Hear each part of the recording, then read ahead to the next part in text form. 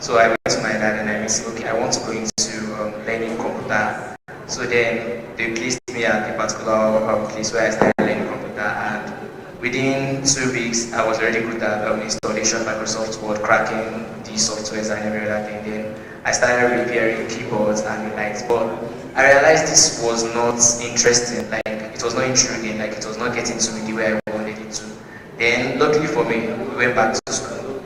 So then going back to school, then I think after like 3 months, we went on strike. Okay, so I went on my IT. And my dad came to me and was like, what do you really want to learn?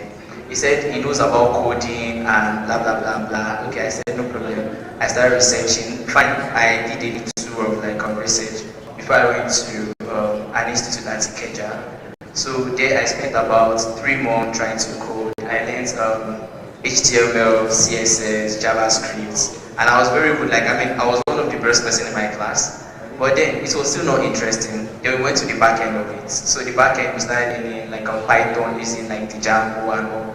But it was still quite, I still don't know what I want to do with that. Because I mean, I could sit down in my house trying to code, and I'm using maybe 5 hours to work on one page, having to pad left, pad right. I don't know if there's any developers in the house. You can understand like padding left, padding right, and everything.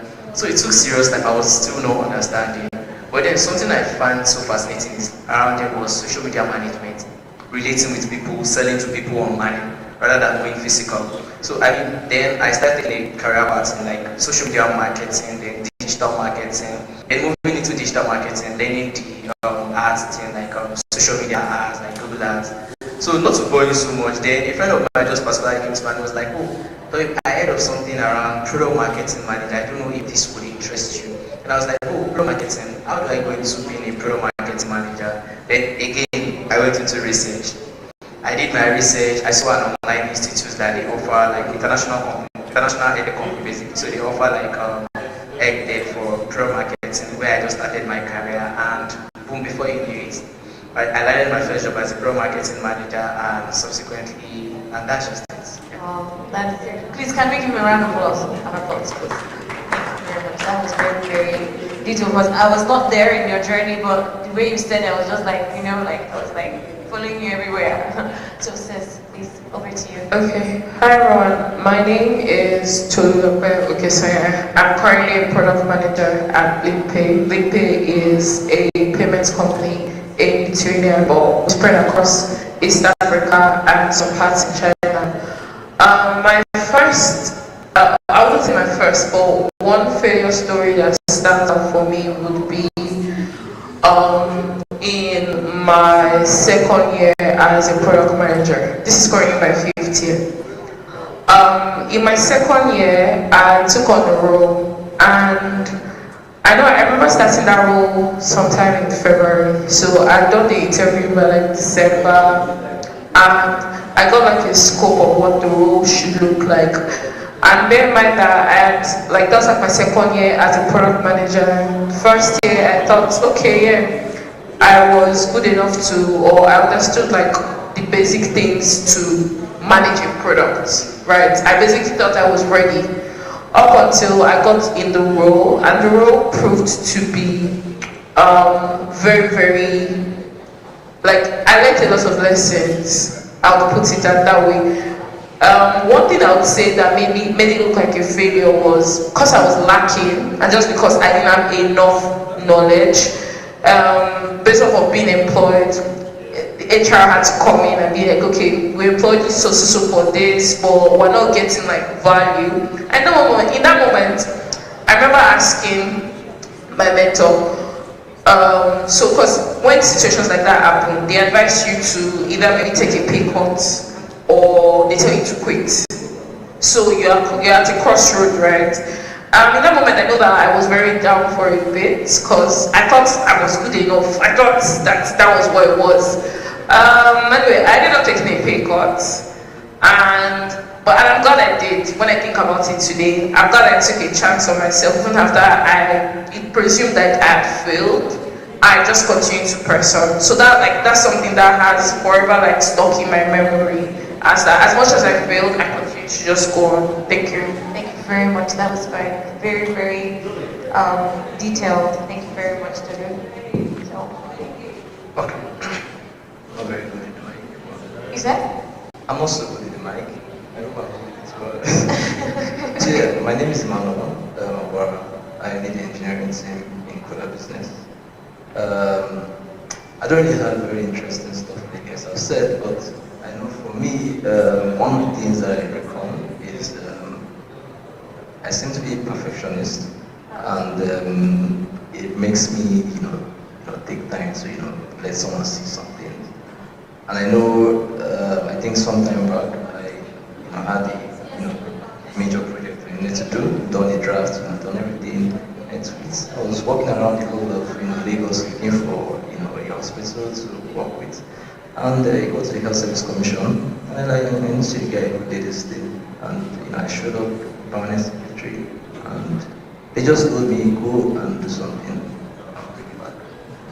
And I spent, basically, I just tried doing something really crazy, right? And at some point I got tired. And when I look back, I realized that if I just done something really minimal, like, I think I should have, that should have scaled through, because I would have gone back and I had something to show. But yeah, the reason why it stands out for me because I always like building, and because this thing actually, it's something I would usually experience, right? I've been very conscious of it to just ensure it doesn't really affect me like that. And over time, because I'm very conscious of this, it has actually helped me, some certain things that I've done up to this moment. So yeah. Wow, thank you very much. Okay, so what I learned from you, like being dissatisfied with where you currently are, like always trying and always following that gut. Like when you feel I'm not supposed to be doing this, I'm not supposed to leave it, do, because there will always be something that you connect with. Just like when you fall in love with someone, you connect. Sometimes there's a connection, you know that this is the person that I want to be with for the rest of my life, and sometimes there's no connection, no matter how fine or posh or touched the person, nah, doesn't work for me, I don't want you. But when you see that person, the person may look ordinary, but you connect intellectually, spiritually, emotionally, psychologically, there's a connection. Like I think you already got where you are connected. And what I learned from you is, well, failure is not final. And irrespective of whatever happens, you just always have to put yourself out there and still take a chance. Even if they say, okay, they're going to cut your salary, like, oh, I don't care about this salary cut. What I want is that I want to improve myself, because I think when that happens, you didn't just give up. You see, she got promoted the next year. Wow, that can you imagine? That is beautiful. I should check you for that. Have you receiving time for that? Okay, so, and what I learned from you is, although you felt like you could have done something simple, and just maybe because of who you are as a person, you've learned that sometimes you just have to take a chance on yourself, going outside of yourself, because, what do I say? No, give me the word. You said? Give me the word.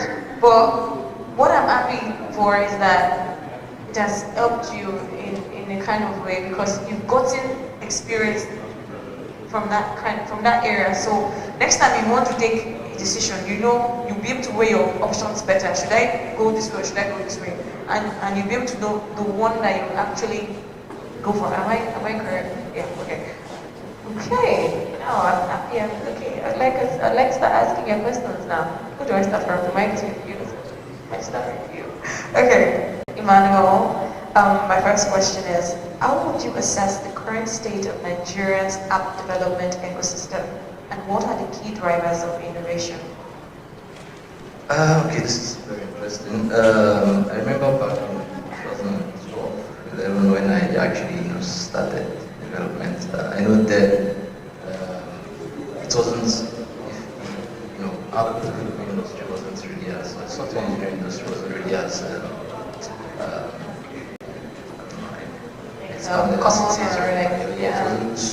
wasn't like an area thing.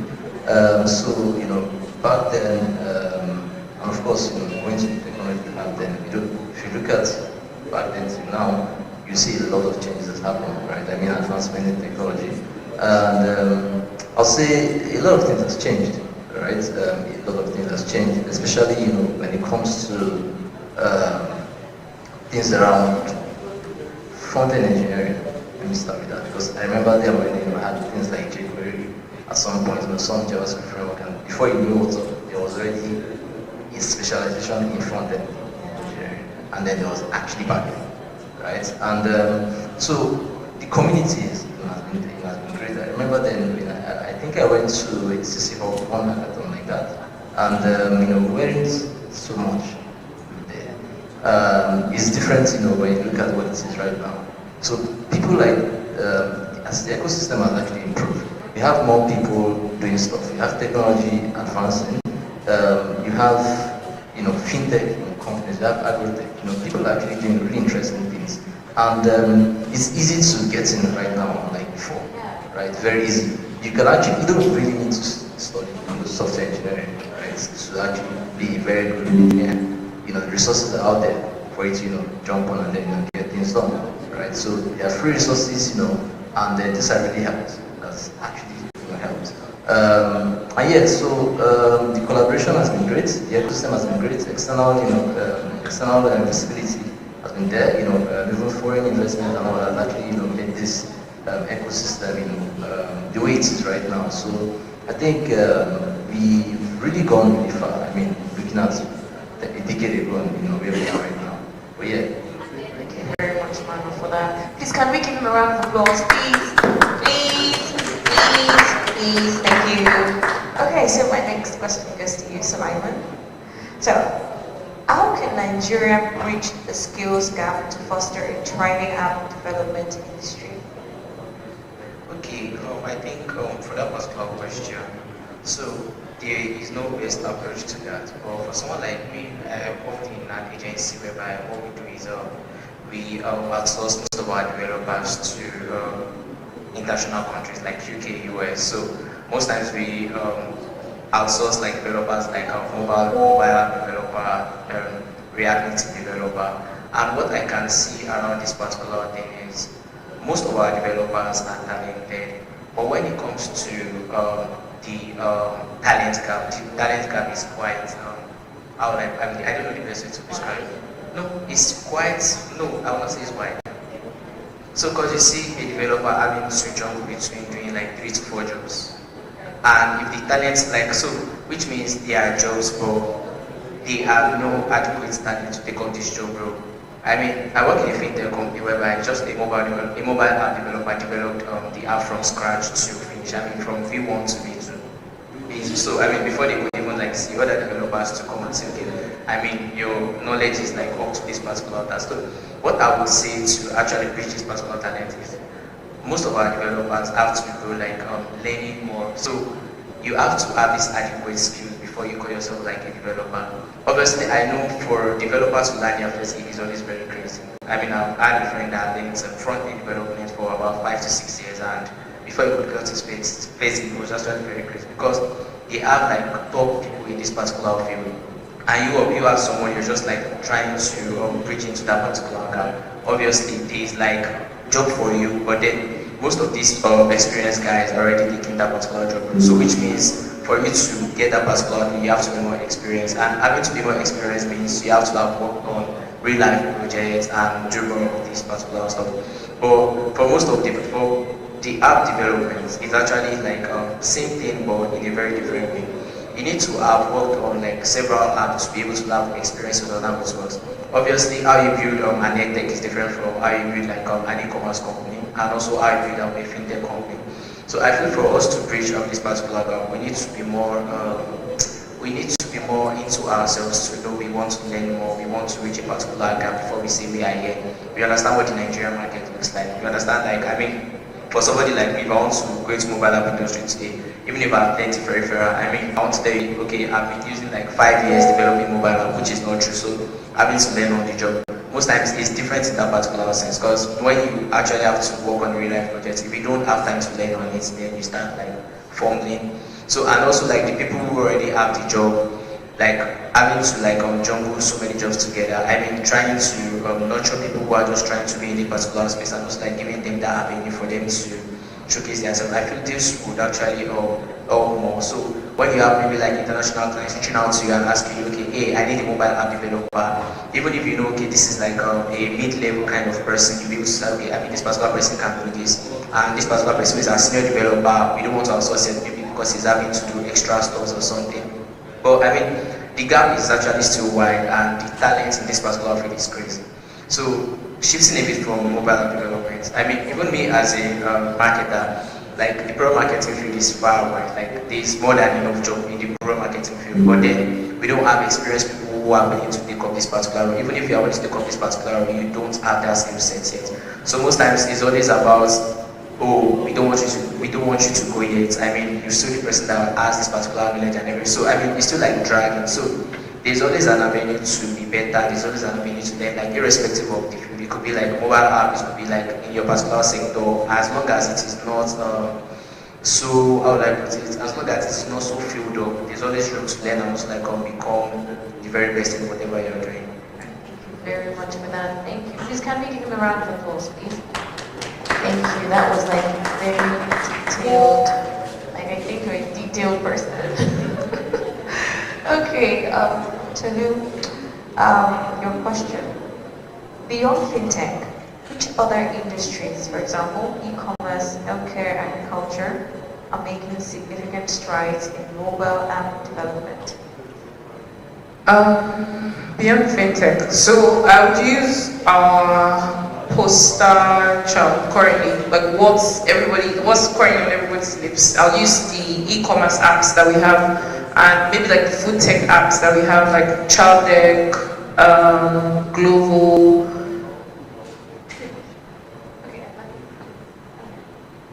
Beyond fintech, which other industries, and the industries, for example, e-commerce, healthcare, and agriculture, are making significant strides in mobile app development? Okay, beyond fintech, we have food delivery apps making big steps. We have food delivery apps that are enabling us to order in like 5-10 minutes and get it. Also, even getting like ample delivery. We have e-commerce websites that are implementing AR now in like their solution. They are making strides. We have agricultural apps now that are coming into that a lot of agricultural people are using, like farmers, like weather forecasting apps that are currently in use. So outside of fintech, there are other people building out apps that are making strides, that are helping. Like healthcare now, we have innovations when it comes to telemedicine. When it comes to a part of Lagos, I'll put Lagos as an example. Telemedicine is something that is like constant, or something that people already use, where people can just take virtual consultations, get drugs and get deliveries, right? So outside of fintech, there are various, like when it comes to our day-to-day apps in those sectors that are working. Thank you very much for that. Thank you. Okay, let me just say this as a joke. So I tried to venture into tech once, like 2-3 years ago. Hey my God, when I talked about coding and stuff, and I was like, okay, let me try to learn this coding. And then I don't know if it was Java or Python. I was just seeing 1100, 1100. And I was like, my God, I don't have the patience for this. The guitar I bought, I've not even learned the guitar. How am I supposed to have the patience for coding? So I'd like to say that for those that do coding, Iba, because there's no way I can say this Iba in English, like, I hail you guys. So that was like a breaker, so that the whole atmosphere is not too tense. Okay, Emmanuel, over to you. Your question. What initiatives or partnerships are needed to encourage more investments in app development and innovation in Nigeria? Oh, that is Tolu's question. Oh, sorry. Tolu, you're in my head. Why? Okay, Manuel. How can Nigerian app developers harness emerging technologies like AI, blockchain, and Internet of Things to create more innovative solutions? So I think first thing first is whatever you need to do. I think first thing is you try and solve a problem, right? If you don't have a problem to solve, then at some point you might be needing motivation to keep going, right? And you have to be your own motivation, and basically that's basically tied to what you're trying to solve, right? If there's nothing you're solving, there's nothing pushing you, right? So when you look around your own immediate environment, right, it's obvious that you could find something that can actually be better, right? Because I tell people that one advantage in Nigeria that we have in Nigeria and Africa is that we are not very developed, right? So it means that there are a lot of opportunities, there are a lot of things that we can actually fix, right? And it's just everywhere. I think someone was talking about, how we could utilize, or where mobile apps could utilize that. Yeah, and he talked about, health, he talked about agriculture, right? I know most of us are, fintech, and the reason why you see more fintech is because people think that some things can actually be done better, right? And we still have, this is a growing population. There's still going to be that numbers. There will still, we are not, when it comes to, how digitally inclined we are in this part of the world, it's not, I don't think it's more than 40%, even in Nigeria, right? And it means that there is still a lot of opportunity, right? A lot of things are being done manually. It means that we can actually create more things. Now, coming back to AI blockchain, in trying to solve the problem, you can actually try to figure out where AI can fit in, right? And there are a lot of resources out there, right? I think someone also mentioned that if you, right now we have some language models that you could actually pick up and tweak and whatnot. They're open source models, and I have a couple friends who explore some of these things. And these people are trying to do these things because they see somewhere that you can actually improve on. And I think that's the basic principle, right? You look for a problem and you try to see how blockchain or AI can fit. It could actually be cross-border, for instance, right? It could actually even be health. You could fit in this in health. Like what's the essence of blockchain? It's basically even for integrity, right?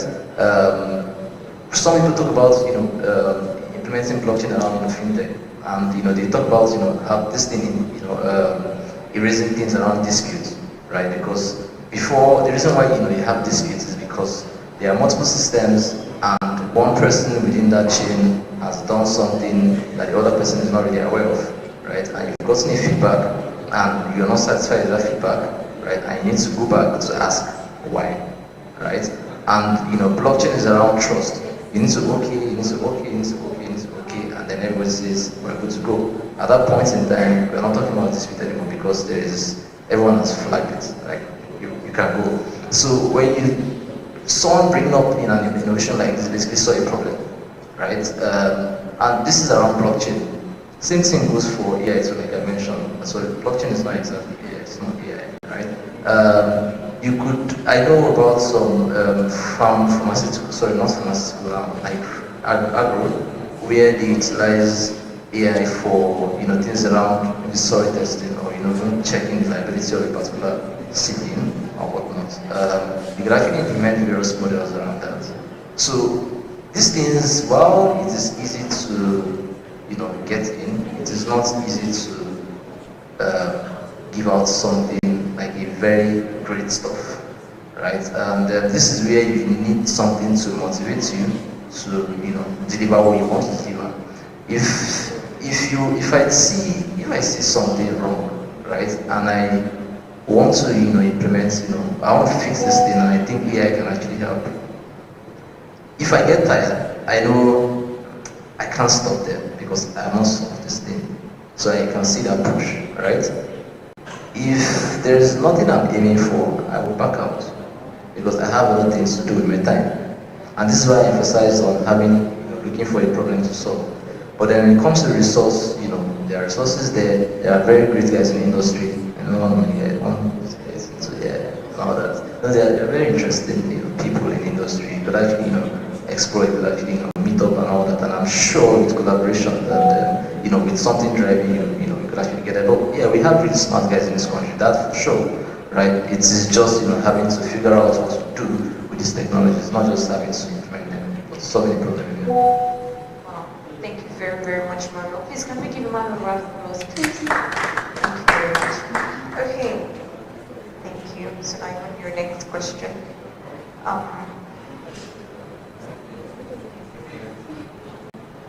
What do you envision for the future of Nigeria's app ecosystem in the next 5 to 10 years? Okay, I think a simple answer to that question is, I think in the next 5 to 10 years, I mean, I see the app industry like, should I say, in a far wider range. So I mean, looking at where we started from and looking at where we are now, obviously, like 10, 12 years back, nobody wants to use like a mobile app because it's just coming into the system.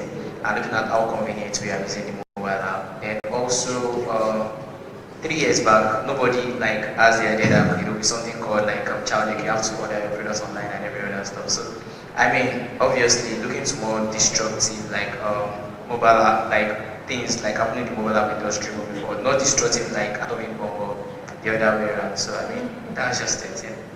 Okay, wow, that was like very brief. Like services?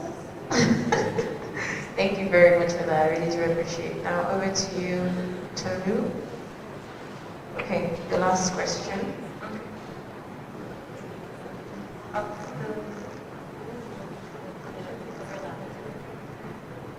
So what initiatives or partnerships are needed to encourage more investments in app development and innovation in Nigeria? Partnerships like with the government. Quite recently, maybe not recently, I think like 2 years ago, the government launched Lagride, right? And it is in a bid to ease like transportation. I know that that's just like for like they wanted to compete with like the Bolts, the Uber, but to foster like partnerships, we need to collaborate with the government to be able to build out solutions that would help like our country. Also, part of like the collaborations that we should be doing are with like public and corporate companies, right? Which are some like grants. It will help if our ecosystem is seeing support from such places, right? It's going to help the local builders. It will help also for insights on. It will help to give insight to other countries to what we're currently doing, right? Another way to or type of partnership we should be looking at is with startups or even long-standing businesses. I think earlier today in one of the talks, one of the speakers highlighted that she helps early-stage startups kickstarts like their business. So it would make sense if we had partnerships like that, even like down from like the government, even down to like established companies already, so that you can help even low-income builders. You can even help people just foster and fund their dream. Thank you. Thank you very, very much, everyone. As usual, this lady is standing like, what do you want? Do you want to stand on my head? Why are you trying to intimidate me now? Please, you guys should go and fight for me. Bro, I'll be dressed like a bodyguard and you can't come and fight for me. And thank you very much. I want to say thank you to everyone. I want to say thank you to my panelists. Thank you. Thank you very much. Thank you very much. I really, really enjoyed speaking with you guys. Alright, thank you very much. Let's just take a picture. Okay.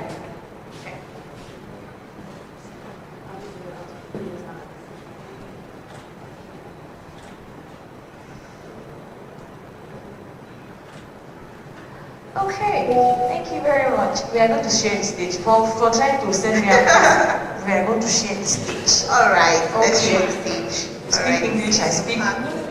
Which part? Parts. We are staying here together. Okay, so who are we welcoming next? We're welcoming the Lord. Okay, so this is my dream to actually leave this stage. Okay, thank you very Alright, much. thank you very much for that session. I can see that we are all getting exhausted. So I believe that some of us here are searching for new opportunities, looking to get into the tech space or get a new job. So we have something new from Mr. Collins, who is the CEO of Wellployee. He will be coming to give us some things or to educate us on employee. So employee is a leading pioneer platform for human capital development solution that secure employee retention and improve return on investment for the employer. Thank you, Mr. Collins. And you have 1 minute, please.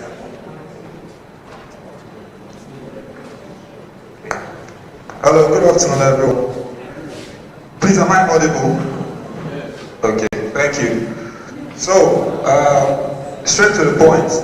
When we hear about well-being in workplaces, the first thing that goes to our minds often is HMOs, right? And I'm here to state that there are a lot of gaps in that fact. The fact that we only think HMOs when you think employee well-being, to a large extent, is not providing enough solutions, because there are various kinds of challenges, well-being challenges in the workplaces today. Take for example, a mom, a new mom, someone that recently gave birth, and she needed to return back to the office after her maternity leave. But doctor says she needs to breastfeed, and she's exclusively breastfeeding. Now, office is saying, return back to the office and work. And the mom is saying, can I bring my baby? Office is saying, no, we didn't make provisions for that. We don't have any room that your baby can be in while you're in the office. So the mom, the new mom, of course, eventually asks her own mom to visit. So grandma is with baby at home, the new mom is at work. But I tell you this, that new mom will not be bringing her best to the office every day, because she's remembering that her baby is back home crying. So this is just one brief story, a true life story of some of the reasons why people need to start thinking of employee well-being from various angles rather. So there are two things that our employee does to fill in the gaps.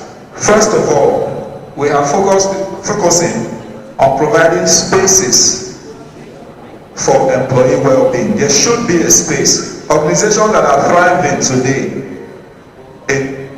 on a global scale, they have a space for employee well-being. So we create such spaces, and it's tailored to the organization. So what exists in Bank A, for example, might not be what we create or install for Bank B. Then secondly, a lot of employees today see well-being sessions or parties as their employer trying to bribe them after mounting huge pressure on them. So there are ways organizations can actually go about making these programs achieve the bottom line, which is to bring more income to the organization at the end of the day. Because when the company is telling HR, do a program for our employees, for their well-being, for them to have fun, one of the things the employers are thinking of, the directors are thinking of, is how much would this cost us? That is why too many organizations in Nigeria are seeing these kind of programs as a nice to have rather than a must have. So what am I saying in essence? We at Employee, we are bridging the gap. We are making organizations understand that employee wellness actually impacts your profitability much farther than you can ever expect. But the problem is, a lot of these organizations we have here in Nigeria, they are not ready to go global. They are not ready to see their profits soar and compete with others in their market on a global scale. You see organizations that would say, after all, in our market here in Nigeria, we are the ones with the largest market share. So if we are not doing employee well-being initiatives every now and then, it doesn't really matter. But guess what? They could have done a lot better than they did, week on week, quarter on quarter, year on year, if only they could really take optimization of their people as importantly as they take optimization of their business. Because at the end of the day, the people are the business.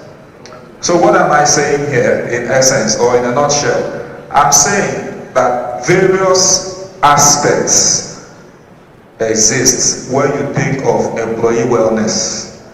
And we at Employee are exploring those aspects and using it to improve and grow businesses, growth in sales, in revenue, and otherwise. So you can look at our story and get more information. Thank you.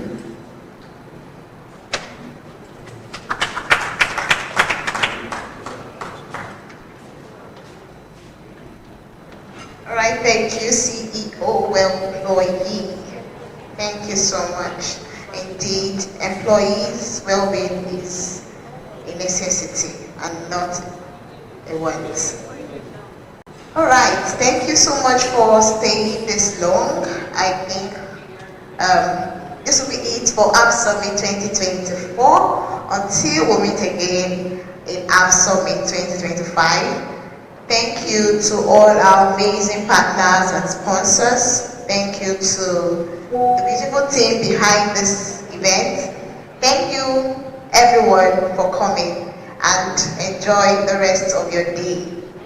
Cheers, guys.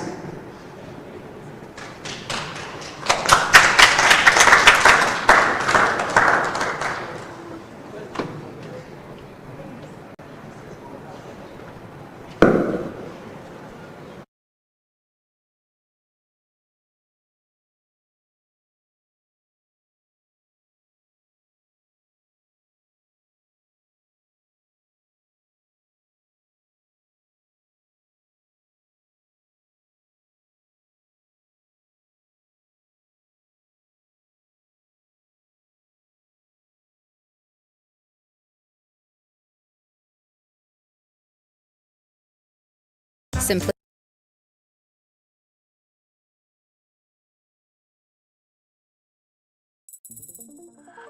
Wix gives you the freedom to tell your story with a professional website that reflects who you are and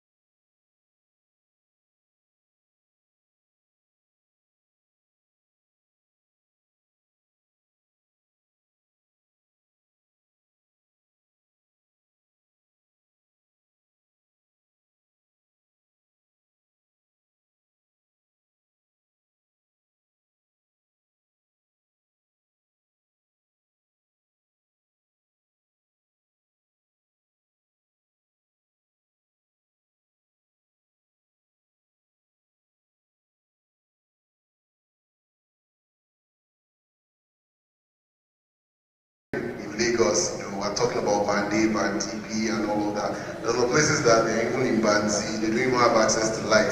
So to even charge their phone is a major problem and all of that. So we're grateful for the fact that there's been more or less like a disruption in that space. So we're not even just talking about normal transferring from one bank to the other. You're transferring from one MFB to the other. We're even talking about cross-border payments. So those of you that are in the gig economy, some people use Grey Finance, some people use platforms like Send by Flutterwave. You can get USD and all of that. You don't necessarily need to open a domiciliary account anymore because sometimes that can even take a while and all of that. So that's more on the financial part. So financial inclusion isn't necessarily about convenience. It's more about giving people opportunities to invest. So I'll give you an example. In East Africa, Kenya, they use M-Pesa, which is mobile money. I know it's not really catching up here, but there they use mobile money for everything. It's like you have credit on your phone and you're sending it to someone, and the person can go to a kiosk and withdraw cash, more or less. So you can imagine if we have like a cashless society. So the fraud issues would even reduce. Issue of maybe carrying large amounts of cash would reduce. You don't necessarily need to be doing like bank transfers and confirming, because you're basically transferring credit from one person to the other. It's that easy, and it's so easy for you to even access cash. So if you take an Uber, if you even go to the marketplace, for example, a tomato seller, you don't necessarily need to give her cash or ask her for her account number, that kind of a thing. So once you have the person's phone number and all of that. So with opportunities like that, we know that financial inclusion is big barriers where people don't have access to this. So number two for me would be education. Now, as Herbert said, education is actually one of the top things we focus on, because it's one thing to give people access to money. It's another thing for them to know what to use our money for, because at the end of the day, you can give people access to loan that and they basically squander the money and they don't know what to use the money for. But it's always good to educate people based on financial literacy, because at the end of the day, what makes you go back to borrow money is because it's either you got money from your salary, you squandered it, or you're not even earning enough money and all of that. But with education, financial literacy, you can basically empower people by basically teaching them different practices on how to save, different investment instruments. You have the FIs, which is fixed income, the mutual funds and all of that. Educating people right from when they're in school, so that when they even start working, they will understand how to use their money and all of that better. So with apps like in the education sector, you have apps like ULesson, EdVest, and all of that. That also helps people in terms of education, in terms of for ULesson now you can learn how to code. There are other things you can learn. There's also ALX as well. ALX is also something that has really helped a lot of people with different courses like virtual assistant, software engineering, and all of that. So it has broken that barrier more or less. So imagine a workforce with the right skills and the knowledge to compete globally. That's what mobile technology in education can do. So I know someone mentioned about, their company helps Nigerian companies get developers, to help them do their apps rather than going to India and all of that. I mean, with education, you can really teach a lot of people most of these soft skills that they need to learn and need to empower them. Now, the third sector I will speak on is agriculture. So agriculture is is something we all relate to it, because you need to eat food one way or the other. So if we're not building, our ag sector, there's going to be a big problem. So the NBS, which is the National Bureau of Statistics, says agriculture employs over 25 million Nigerians. However, small-scale farmers face a lot of challenges with limited access to resources. So basically, mobile apps like ours basically solve that problem, because what we do is we give farmers access to credit and all of that. And the way we do it is we have a P2P platform where people that have access to disposable income, not just women, also men, can download our app, get access to these farmers, basically give them, you can buy slots, basically give them access to credit, earn interest on that. The farmers are given input financing, which basically mitigates the risk of them using the money for something else. We at Harvest, what we do is we do the handshake between the off-takers, the people that will buy their crops, and you get your interest at the end of the day. And we also get our commission on top of that, which is very important for any business as well. So that way, it would make AgTech to boom. So we have other apps like this Price Pally as well. Price Pally helps people with, you don't even need to leave your house. You can basically go to my top market. Someone can like basically buy everything for you, tomatoes, yam, and all that, and deliver it at your doorstep. There are so many people that do that via Instagram as well, which is also an app. That medium has really helped the barrier of people having to leave the comfort of their homes to basically go to the market to buy foodstuffs. Yeah, so the fourth sector is health. So health is wealth at the end of the day, and as much as we don't think about it, waking up in the morning, is actually, and you don't feel aches and pains in your body, is actually a great thing, to be very grateful for. And good health is very essential for a strong economy. So I remember like during COVID, that was like the advent of the telemedicine apps.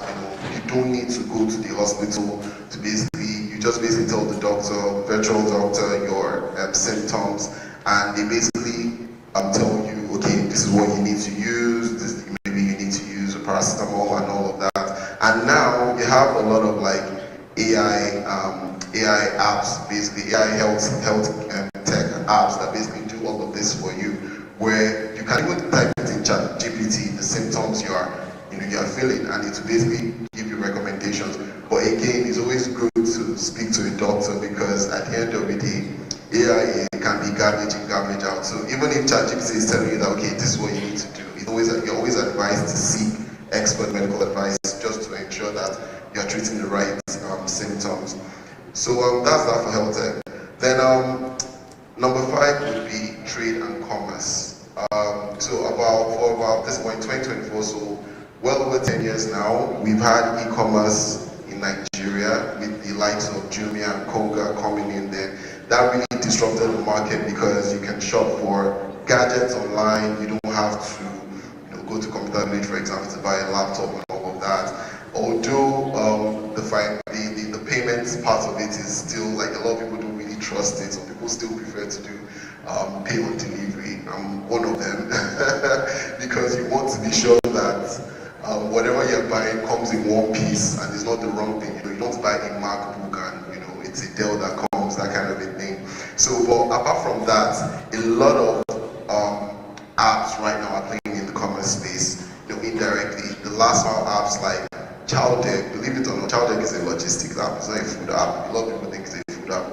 They do logistics, that's their business. So apps like Chowdeck, Glovo, some of them even offer extra services like software like a subscription model, more or less, where you pay monthly and you don't need to be paying delivery fees every time you get a delivery. So that has really disrupted the market. And just a brief statistics here, like in 2023, online retail sales in Africa reached around $277 billion. With Nigeria leading the way. We like buying things. People still buy things from Amazon. You get it delivered.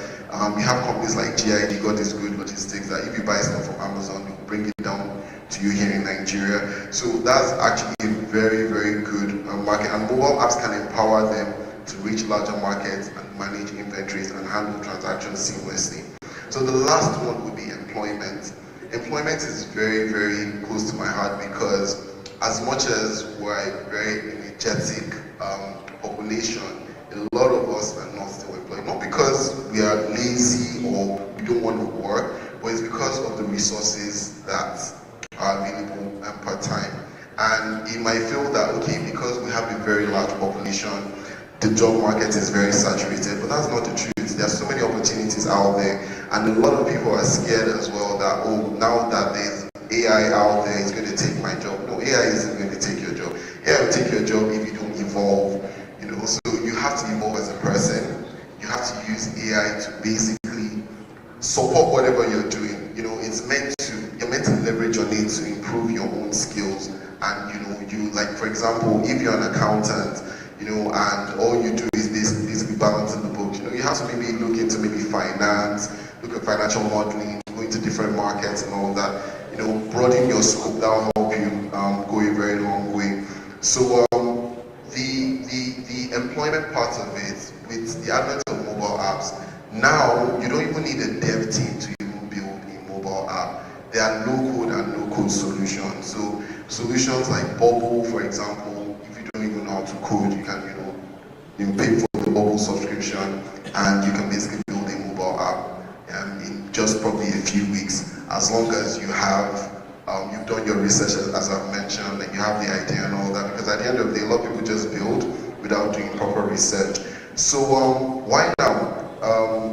Why are we looking at mobile apps right now? Now, the truth of the matter is, a lot of the time, about 70% of the time, we spend our time on the phones. So, and if you don't basically build, if you don't have a solution that is a mobile first approach, it would not basically scale easily. You have to focus on the fact that with mobile apps, you can reach a broader audience, not just in Nigeria, but globally. You don't know, because with the way virality works now, if you build a solution that solves a problem in your domain, in your country, it might solve the problem in other places as well. So it's very necessary for us to collaborate, especially in the fintech space. I think a lot of us are reinventing the wheel. Yes, I'm saying us, and we're not focusing on what, most of us are also not focusing on what the customer needs. Financial inclusion is a big deal, and we should all focus on what we need to build for people to make their lives better at the end of the day. So I would say, with my own parting words, I'll say that let's commit to building mobile apps that address real needs, foster growth, connect people, and empower communities. Nigeria's economic future is in our hands. Let's build it together, inclusively, sustainably, and equitably. Thank you so much. Thank you so much, sir.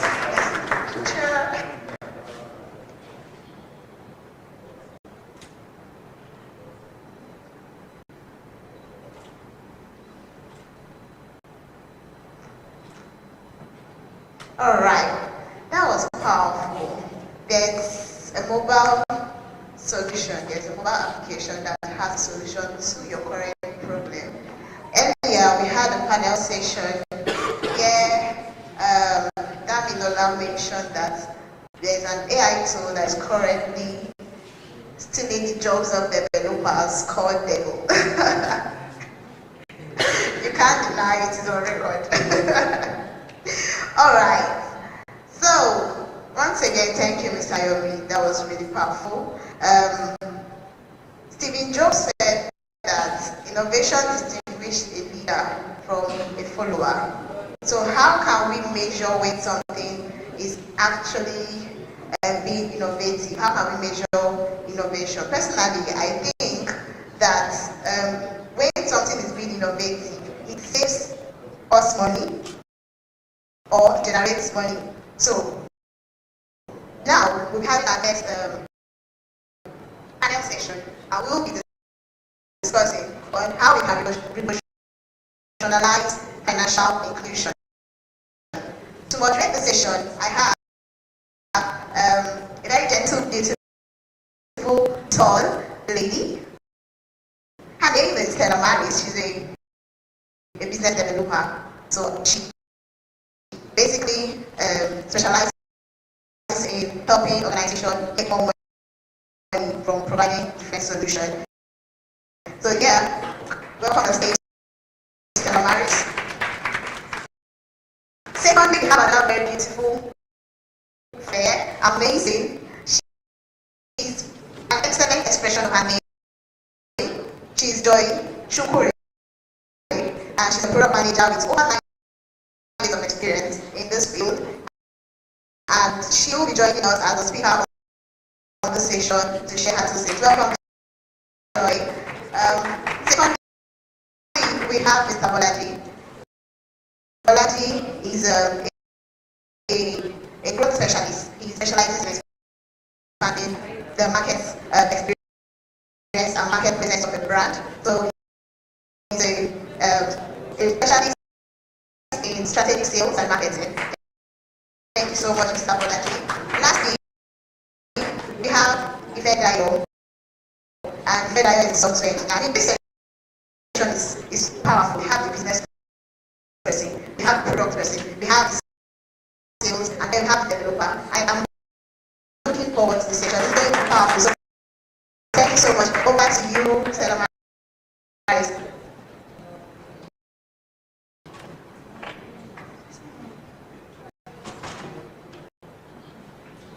Hi everyone, good afternoon.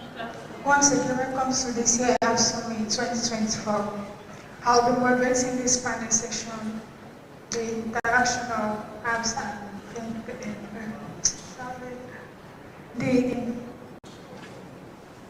intersection of apps and fintech revolutionizing financial inclusion. So I would like the speakers to introduce themselves and what they do, please. Okay. Yeah. Hello everyone. My name is Fer, and I'm the founder of WealthPay. We're a payment platform focused on micro-scale businesses. We provide tools that helps them optimize payment operations and invariably unlock prosperity for African businesses. Hi everyone, my name is Joy and I'm a product manager, who has built products across several industries, logistics, banking, fintech, and even legal tech. Right, so I think I specialize in helping early stage startups build products from the ground up. So from the conception to commercialization, right? And because of that, recently I started Tech Founder, where I help early stage startups, get hit the ground running, with resources, product strategy, documentation, design, and even the development, right? So that they can go from ideation down to commercialization pretty much. So yeah, I'm excited about this session. I've been championing financial inclusion for a while now, and I'm happy to be part of this. Good afternoon. My name is Bolaji Adelano. I'm a sales manager with Nesco Global Limited. I think I am in between software and hardware. I sell both, especially financial solutions and POS hardware. I think I have a customer standing. Yeah, so also I happen to be someone that started from hardware and I found my way to software development, and then I decided to drop it to start selling. Instead of building, let's sell. So that's basically what I do. Thanks. Alright, okay. Without wasting much of our time, so I'll just go straight to the question. Okay, so Mr. Federer, right? Okay, so let me ask you.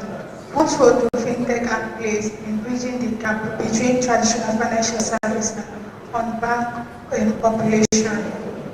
Okay. So I think before we go to that question, we would have to appreciate the internet penetration and mobile penetration that we have currently across Africa, and it is growing fast, right? And I think that has contributed significantly to accessibility of financial service, because the truth is, without this mobile and internet penetration, you'd have to grab off your bank before you can open an account. Now you don't have that. So that's one of the roles we're currently playing, and thanks to that, right? Then because of this accessibility, right, is now scale.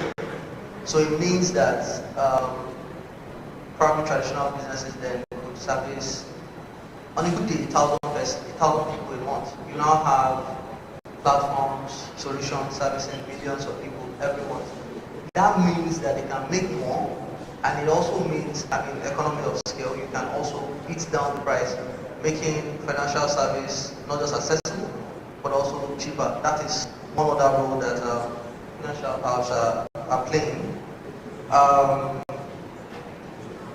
And I also think, based off, now let's speak it into fintech, right? The whole point of, ideally, fintechs are startups, and by definition of startups, it's you are fast growing. That's what defines you as a startup. And to have that happen, as a matter of life and death, your system, your solution must have very good experience. So one thing that financial app or fintech apps has now brought into play is better, simpler user experience for customers. So I think these are like major roles we're playing. And lastly, it's education, because a lot of people here, let's say to access loan, right? To access loan, if you were to be there before we got out in the open, before fintech became like mainstream and stuff, you probably walk up to a bank, you'll fill what, maybe like 5 different forms before you get access to it. But now you can just download one of these loan apps and you're able to get access to it. And these are the roles these apps are playing. It's making everything accessible, it's making it cheap, it's educating people so you know, oh, you're now conscious. And thanks to open banking, now you are now becoming conscious that you can't borrow money and not pay back because it affects your credit score, and then it also in turn affects how much you can borrow. That's educating. So I've given 4 points now to it: education, accessibility, price cost, and better user experience. All right, thank you for that. So now we will go next. Okay, what are the key features a fintech app must have to truly drive financial inclusion in rural and underserved areas in Nigeria?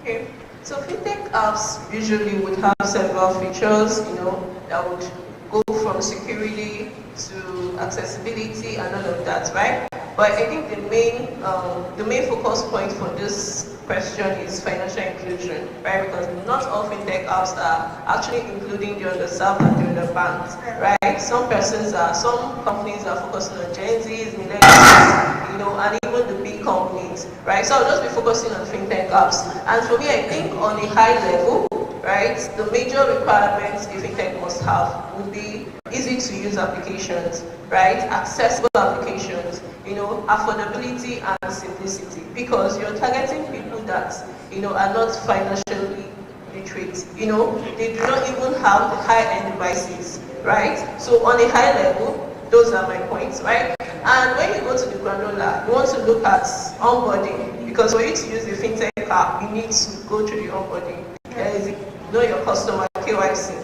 And we know that the governments and the policy bodies, play a lot of role in how financial services are regulated, right? But notwithstanding, I think the onus is now on us to innovate how we can provide these solutions to our customers. Take for instance in Nigeria today, to own a tier 1 account, you need either NIN or BVN, right? And if you're going to be innovative, it means you could provide both options to your customers to pick from, right? It then means that people that do not have BVN but have NIN can actually own a tier 1 wallet account, right? So I think that alone would increase the participation, right? So when you go to rural areas, because most people have SIM cards, so they would have NIN, so they can then open a tier 1 account, right? Another feature that I think people have been neglecting is a family account, right? So if you go to the rural areas, you would find that a lot of people still depend on the account numbers of their family members to actually transact, right? I'm sure if I go down to my village, people ask to use my account number to receive funds, right? So if you look at family accounts, it's an opportunity for us to create accounts for those people that are that have semi to zero literacy about finances, right? So what do I mean? I as a person, I have my KYC, I have the required, documentation to have a proper account. Then I can create a sub-account, for people, for my family members or relatives that cannot, own one, right? What do they need? They basically just need an ATM card. Thankfully, we have POS machines, right? They can go to POS machines and transact, basically. Right? They can receive SMS notifications when they have a credit or debit alert, right? And thirdly, I'm thinking in terms of USS. I know when your bill was presenting, you mentioned mobile first, and truly, with the growth in mobile penetration, and the increase in the young population, mobile first is ideal. But when you're targeting the rural areas, you want to think in terms of USSD first, right? Because there are some areas that internet connection doesn't work, right? I know when I travel to the village, Igbo, so I travel, right? When I travel home, I have to use some selected networks to be able to, reach the rest of the world, right? So if you're coming to my part of the, that part of the country with a mobile application, people might not be able to access it. They might access it today and tomorrow they are unable to, right? So USSD, thinking of USSD first does not mean, you need to first onboard on the mobile app and you can go on to use USSD. It means you should be able to start your journey, from USSD and everything, right? I worked on a fintech application where I literally built savings on USSD. That was because my target audience did not have high-end devices. There was no way I was going to sell that product if I didn't have it running on USSD, right? So I think we should really think USSD. It's a great opportunity. There are limitations, but that limitation would help us simplify our solutions, so that people can literally understand and it's very intuitive, right? So I think that's pretty much it. I could go on and on, right? But the point is that let's understand the people we are trying to solve for. Because if we want to follow the bad one, we could just replicate what we see in the market. But when you go to these villages, when you go to these rural communities, you would understand firsthand their problems. Even the feature phones they have, most of them cannot operate it, right? So you're just thinking outside of the box, trying to understand how do they actually transact today? How do they actually do things today? How can you make it better? I think that's what innovation is about. Making it efficient, making it affordable, and even making it more effective. Yeah, so that's pretty much. All right, okay. But that question goes to you. Yeah. Okay. What role is mobile lending app and service app play in empowering individuals and If you look at yeah, so about trust, right? I think